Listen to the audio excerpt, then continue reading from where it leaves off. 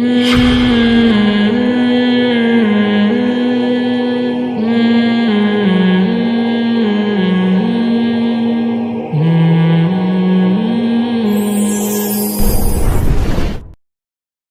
میں اللہ نے اصحاب کہف کا واقعہ سنایا. کہف کہتے ہیں غار کو. سورہ کہف کی فضیلت حدیث میں آتا ہے جو جمعے کے دن پڑھے گا دجال کے فتنے سے محفوظ رہے گا, اس لیے اس کا معمول بنانا چاہیے. تو پچھلی امتوں میں 3 نوجوان تھے جنہوں نے دین قبول کیا, سارے معاشرے نے ان کا بائیکاٹ کیا, وہ گھر وہ نکل گئے, غار میں جا کے انہوں نے پناہ لی, کتا ان کی رکھوالی کر رہا تھا. 300 سال تک غار میں اللہ نے ان کو سلایا. یہ یہودیوں نے نبی سے پوچھا تھا اصحاب کہف کی, کیونکہ یہودیوں کی کتابوں میں یہ واقعات لکھے ہوئے تھے. تو آپ نے نبی کو پہچاننے کے لیے کہ سچے نبی ہیں یا نہیں پوچھا اصحاب کہف سنائیں, تو آپ نے پورا واقعہ سنایا. سورہ کہف نازل ہوئی تو اللہ نے اپنی قدرت سے کیا کیا. اچھا, یہ واقعہ اس لیے بھی نازل ہوا کہ مسلمانوں کے حالات بہت خراب. ہمارے نبی صلی اللہ علیہ وسلم کی زندگی میں جب تک 2 شخصیتیں زندہ تھیں تو آپ کی مخالفت تو تھی, لیکن ان 2 شخصیتوں کی وجہ سے رکاوٹ بھی تھی. ایک آپ کے چچا ابو طالب, وہ اگرچہ غیر مسلم تھے لیکن نبی کا انہوں نے بھرپور ساتھ دیا رشتہ داری کی بیس پہ کہ میرا بھتیجا ہے اور یتیم تھا, میں نے پالا ہے, میں کیسے چھوڑ سکتا ہوں اس کو. اور دوسرا آپ کی زوجہ حضرت خدیجہ, وہ بھی عرب میں ان کا بڑا نام تھا, مقام تھا, ان کا خاندان بھی رکاوٹ بنتا تھا. تو جب ابو طالب کا انتقال ہو گیا اور حضرت خدیجہ کا انتقال ہو گیا تو پھر آپ صلی اللہ علیہ وسلم کے جو دفاع کرنے والے تھے نا خاندان کی بیس پر, وہ دفاع کیا پڑ گیا, کمزور. اب مسائل شروع ہو گئے. یہی وجہ ہے کہ اس وقت پھر آپ نے چند صحابہ کو حبشہ کی طرف بھیجا ہجرت کرنے کے لیے, جن میں حضرت جعفر طیار رضی اللہ تعالیٰ عنہ بھی تھے. اسی موقع پہ سورہ کہف نازل ہوئی اور اس میں تسلی دی گئی کہ جن لوگوں نے اللہ کے لیے ہجرت کی ہے اللہ ان کو ضائع نہیں کرتا. تو 3 نوجوان تھے جنہوں نے, ارے آج ہم نے سورہ یوسف تو کمپلیٹ کی نہیں, کل کر لی تھی, کل مکمل ہو گئی. اچھا, میں حیران ہو رہا ہوں کہ یار ایسے تو نہیں, تو میں بھی کہوں آپ لوگ ایسے آرام سے بیٹھے ہوئے ہو. اچھا, کل کر لی تھی, صحیح ہے, یاد آیا. تو تینوں جو تھے نا نوجوان, پوری قوم بت پرست تھی, شرک میں مبتلا تھی, تو یہ توحید پرست تھے. انہوں نے کیا کیا, اللہ کی خاطر, کیونکہ ان کو قتل کا خوف تھا, انہوں نے آپس میں مشورہ کیا کہ اگر ہم اس دین کی طرف واپس آئے تو ہم کبھی بھی خیر میں نہیں, ہم اس علاقے کو چھوڑ دیتے ہیں لیکن ہم اس مشرکوں کے دین کو کبھی بھی قبول نہیں کرتے. تو تینوں نکل گئے. اب اللہ نے بھی ان کی مدد کی, کیونکہ جتنی بڑی قربانی ہوتی ہے مدد بھی اتنی بڑی ہوتی. تو یہ تینوں نکل گئے. غار ان کو نظر آیا, انہوں نے کہا چلو بھائی رات ہم غار میں گزارتے ہیں, صبح دیکھیں گے کہاں کیا کرنا ہے. کتا پالنا اسلام میں حرام ہے. نبی نے فرمایا جس نے کتا پالا روزانہ ایک قرات کے بقدر اس کے اعمال میں سے نیکیاں کم ہوتی رہیں گی. کتا کیا پالنا ایسا عمل ہے جو آپ کی نیکیوں کو کھاتا رہتا ہے, لیکن ضرورت کے وقت کتا پالنا جائز ہے. واقعی ضرورت ہو, ضرورت کیا ہے, حفاظت کے لیے بعض دفعہ کتا رکھنا پڑتا ہے. تو ان لوگوں نے بھی حفاظت کے لیے کتا رکھا ہوا تھا, سمجھ رہے ہیں, کیونکہ مسافر تھے نا, اور تو ان کے پاس کوئی بم تو تھے نہیں, تو کتے سے ہی دفاع کر سکتے تھے اپنا, تو مجبوری میں جائز ہے. تو یہ کتا بھی ساتھ لے کر گئے, غار کے اندر چلے گئے. کتا باہر بیٹھ گیا, پاؤں, قرآن کہہ رہا ہے باسطن ذراعیہ بالوسیط, چوکھٹ پہ نا اپنے پاؤں کو, جیسے کتے کا انداز ہوتا ہے نا بیٹھنے کا. اللہ کی قدرت تھی, اللہ کے علم میں یہ بات تھی کہ یہ جو بادشاہ ہے, جو غیر مسلم ریاست ہے, تھوڑے دنوں میں یہ ریاست ختم ہو جائے گی, ایک اسلامی حکومت قائم ہوگی. ظاہر ہے ٹائم لگتا ہے نا. تو اب انہوں نے قربانی دی, بیچارے کہاں جائیں گے, تو کوئی بات نہیں, ان کو اس غار میں 300 سال کے لیے سلا دو. فَلَبِثُوا فِي كَهْفِهِمْ 300 سِنِينَ وَازْدَادُوا 9, کہ 309 سال اللہ نے سلایا ان کو. یہود کے پاس 300 سال ہے, تو دونوں میں تطبیق اس طرح ہے کہ یہود کہتے تھے 300 سال, وہ شمسی لحاظ سے 300 بنتے ہیں, اور چاند کے لحاظ سے کتنے بنتے ہیں, 309 سال بنتے ہیں. تو قرآن کہتا ہے ہم نے کیا کیا کہ اس کروٹ پہ ان کو لٹایا کہ سورج کی کرنیں بھی سے بھی بچے رہتے تھے وہ, اور وہ کروٹ بھی لیتے رہتے تھے تاکہ زمین نہ کھانا شروع کر دے, اور کتا اسی سٹائل میں باہر بیٹھا رہے, اور ایسا کتے پہ روب تھا کہ اگر کوئی کتے کو دیکھ لے تو بھاگ جائے وہاں سے, تاکہ لوگ اس غار کے قریب نہ آئیں. 309 سال کے بعد اللہ نے ان کو اٹھایا. اب وہ اٹھا کے کہنے لگے بھائی ہم تو بہت لمبا سوئے ہیں. کتنا سوئے ہیں؟ کسی نے کہا کہ ہم 1 دن سوئے ہیں, کسی نے کہا کہ ہم آدھا دن سوئے ہیں, کیونکہ 24 گھنٹے سے زیادہ تو کوئی بھی نہیں سوتا نا. ہماری قوم سوتی ہے لیکن وہ بھی تھک جاتی ہے, 24 گھنٹے کے بعد وہ بھی تھک جاتے ہیں. تو بستر کھا کے ختم کر دیں گے نا آپ کو.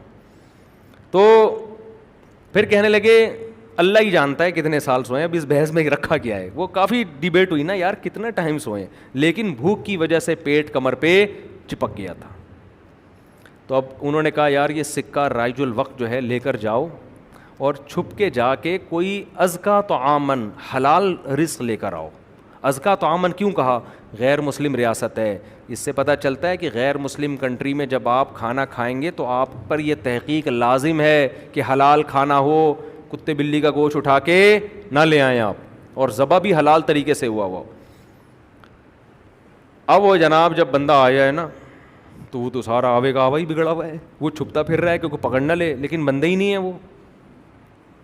پھر اس نے جا کے سکہ دکھایا تو انہوں نے کہا بھائی یہ تو 300 سال پرانے سکے ہیں, کون سے زمانے کا سکہ لے آیا تو. خیر جی قرآن کہتا ہے, پھر تحقیق کی لوگوں نے, ظاہر علامات تھی ان کے پاس, ثبوت تھے جس سے یہ ثابت ہو گیا کہ یہ 300 سال پرانے زمانے کے لوگ ہیں. اللہ نے اپنی قدرت سے ان کو غار میں سلایا. ایسے شواہد لوگوں کو مل گئے. تو یہ اللہ کی قدرت ہے. اس میں اللہ نے یہ بتایا کہ میں جب کسی کی مدد کرنا چاہوں تو اسباب کا محتاج نہیں ہوں. بالکل اسی جیسا واقعہ سورہ بقرہ میں بھی ہے کہ ایک پیغمبر تھے, انہوں نے اللہ سے کہا کہ اللہ تو مردوں کو کیسے زندہ کرے گا. فَأَمَاتَهُ اللَّهُ مِئَةَ عَامٍ, پیغمبر تھے یا کوئی بزرگ تھے واللہ عالم, اللہ نے ان کو موت دے دی اور 100 سال کے بعد زندہ کیا. اور پھر 100 سال کے بعد زندہ کر کے کہا کہ کم لبستا, بتاؤ آپ کتنے عرصے تک آپ پر موت رہی ہے. انہوں نے کہا لبست یوما او بعض یوم, شاید 1 دن. بل لبث 100 عام, کہا 100 سال تک آپ پر موت رہی ہے. فانظر الی طعامک و شرابک لم یتسنى, آپ کے کھانے اور پینے کو میں نے 100 سال بچا کے رکھا, اور وہ جو گدھا جس پر آپ سوار ہو کر آئے تھے اس کی ہڈیاں دیکھو وہ چور چور ہو چکی تھیں. وانظر الی العظام, اب اللہ نے کہا اب دیکھنا میں اس کو دوبارہ گدھا کیسے بناتا ہوں. کیف ننشزها ثم نکسوها لحما, پورا ہڈیوں کا ڈھانچہ بنائے اور دوبارہ اس پہ گوشت آ گیا. تو اللہ نے یہ بتایا کہ میں اس طرح سے ان مردوں میں دوبارہ جان ڈال سکتا ہوں. پھر ابراہیم علیہ السلام کا بھی اسی سے ملتا جلتا واقعہ. ابراہیم علیہ السلام نے اللہ سے پوچھا اے اللہ تو مردوں کو کیسے زندہ کرے گا. اللہ نے کہا اے ابراہیم یقین نہیں ہے. کہا اللہ یقین ہے اور یقین بڑھانا چاہتا ہوں. اللہ نے کہا ٹھیک ہے 4 پرندے لیں, ان کو کسی آواز سے مانوس کریں. پرندوں کو جب خاص آواز سے مانوس کرتے ہیں اس آواز پہ پرندہ چل کے آتا ہے. پھر ان 4 پرندوں کو ذبح کر کے کیما بنا کے ان کا گوشت آپس میں مکس کر کے پہاڑ کے 4 کونوں پہ, چاروں طرف پہاڑ ہے نا, ان پہ رکھ دو. ثم ادعوہن, پھر جس پرندے کو جس آواز سے مانوس کیا وہ آواز نکالیں. یاتینک سعیا, اس کی بوٹیاں اڑیں گی اور جڑ کے پورا پرندہ بن کے دوڑ کے آئے گا. تو یہ اللہ کی قدرت ہے میرے بھائی. بار بار کافر اعتراض کرتا ہے موت کے بعد زندگی نہیں ہے, مر گئے تو ختم ہو گئے. اللہ کہتے ہیں جس نے پہلی مرتبہ پیدا کیا, سورہ بنی اسرائیل میں یہ بھی ہے کہ یہ آپ کو مجنون کہتے ہیں, دیوانہ کہتے ہیں. وقالوا اذا كنا عظاما ورفاتا ائنا لمبعوثون خلقا جديدا, قرآن کا انداز دیکھو. یہ کہتے ہیں کہ جب ہم بوسیدہ ہڈیاں ہو گئے, مر کے مٹی ہو کے ختم ہو گئے تو کیا ہم دوبارہ زندہ ہوں گے. قرآن کا انداز دیکھو. قرآن کہتے ہیں قل, اے نبی ان سے کہہ دو, کونوا حجارتن, تم ہڈی نہیں تم لوہا بن جاؤ. او حدیدن, تم پتھر بن جاؤ. او حدیدن, یا لوہا بن جاؤ. او خلقا مما یکبر فی صدورکم, وہ کچھ بن جاؤ جس کے بعد تمہارا خیال ہو کہ اب تو دوبارہ بننا ممکن ہی نہیں ہے, تم ایسا بھی بن جاؤ. قرآن کہتا ہے اب یہ کہیں گے اچھا اگر ہم ایسے بن گئے, جل کے راکھ کر دیا اپنے آپ کو, کون زندہ کر سکتا ہے پھر. قرآن ان کا سوال دہراتا ہے. پھر قرآن کہتا ہے پھر یہ سوال کریں گے تو آپ جواب کیا دیں گے. قل الذی فطرکم اول مرہ, یعنی قرآن سوال بھی خود ہی سکھا رہا ہے. نہیں آئی بات. قرآن کہہ رہے اے نبی آپ ان کو کہیں کہ تم دوبارہ زندہ ہوگے. یہ جواب میں کہتے ہیں کہ کیسے ہو سکتے ہیں جب ہڈی ہو گئی. تو قرآن کہتا ہے جب یہ سوال یہ کرے نا تو آپ جواب کیا دیں؟ ہڈی تو دور کی بات, تم لوہا بن جاؤ, پتھر بن جاؤ, یا راکھ بن جاؤ, کچھ بھی بن جاؤ.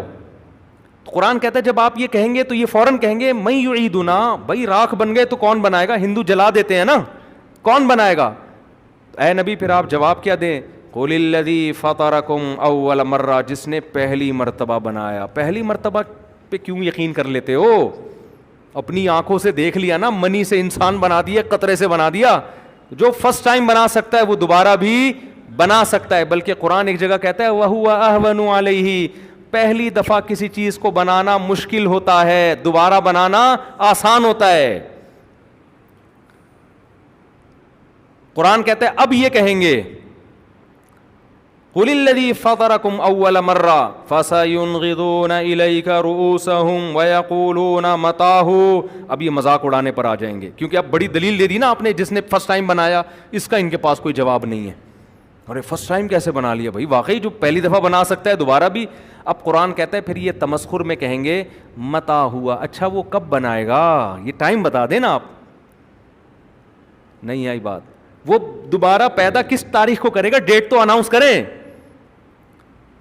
فَسَيُنْغِضُونَ إِلَيْكَ رُؤُوسَهُمْ وَيَقُولُونَ مَتَىٰ قُلْ عَسَىٰ أَن يَكُونَ قَرِيبًا. اے نبی تاریخ نہ بتائیں, یہ بتا دیں کہ بہت جلد ہو جائے گا, زیادہ ٹائم نہیں لگے گا. اس زمین کی عمر کو دیکھو, اس کے لحاظ سے حدیث میں آتا ہے قیامت میرے بہت قریب ہے, بہت قریب ہے.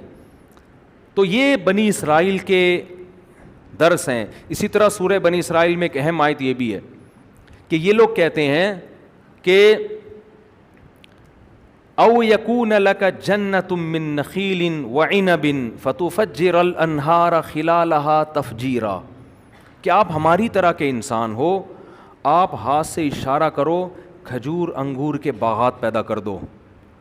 آپ کے پاس تو نہ کھجوروں کے باغات اور نہ انگوروں کے باغات, آپ تو غریب مسکین ہو. او تسقط السماء کما زعمت علینا, آپ کہتے ہو عذاب آئے گا نا, ابھی آسمان کا ٹکڑا ہمارے اوپر گرا دو.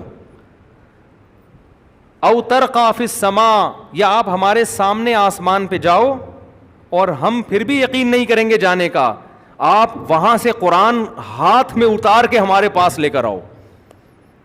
سمجھ میں آ رہی ہے بات؟ قرآن کیا جواب دیتا ہے؟ اے نبی ان تمام باتوں کا ان کو جواب دیں سبحان ربی, میرا رب ہر عیب سے پاک ہے. میں نے خدا ہونے کا دعویٰ نہیں کیا, خدا کا سفیر ہونے کا دعویٰ کیا ہے. اسلام کے دعوے میں کتنی کلیئرٹی ہے, دیکھو, دو اور دو چار کی طرح بات کو کلیئر کیا گیا ہے. میں نے یہ تھوڑی دعویٰ کی ہے تو خدا کر سکتا ہے, میں خدا تھوڑی ہوں. آگے قرآن کہتا ہے لوگوں کو اس پر اشکال ہو رہا ہے کہ آپ فرشتہ کیوں نہیں ہو, انسانوں کی طرح کیوں ہو. تو قرآن جواب دیتا ہے قل لو کان فی الارض ملائکہ, زمین میں اگر فرشتے رہا کرتے مطمئنین, مستقل ان کا اسٹے یہیں زمین پہ ہوتا, لنزلنا علیہم من السماء ملکا رسولا, تو ہم آسمان سے فرشتے ہی کو پیغمبر بنا کے بھیجتے. رہتے انسان ہے, انسان کو فالو کرتا ہے, فرشتوں کو فالو نہیں کرتا, کیونکہ فرشتے ہوتے انسان اس سے انسیت نہ ہوتی. انسان کہتا ہے یہ نظر کی حفاظت کر لیتے ہیں, ان کو تو عورت کی حاجت ہی نہیں ہے, ان کو تو بھوک کی لگتی نہیں ہے, تو یہ تو حرام سے بچ سکتے ہیں. ایک اور جگہ قرآن اس اشکال کا جواب دیتا ہے کہ پھر یہ اشکال کرتے ہیں کہ اچھا انسان ہوتا فرشتہ انسان کے روپ میں آ جاتا,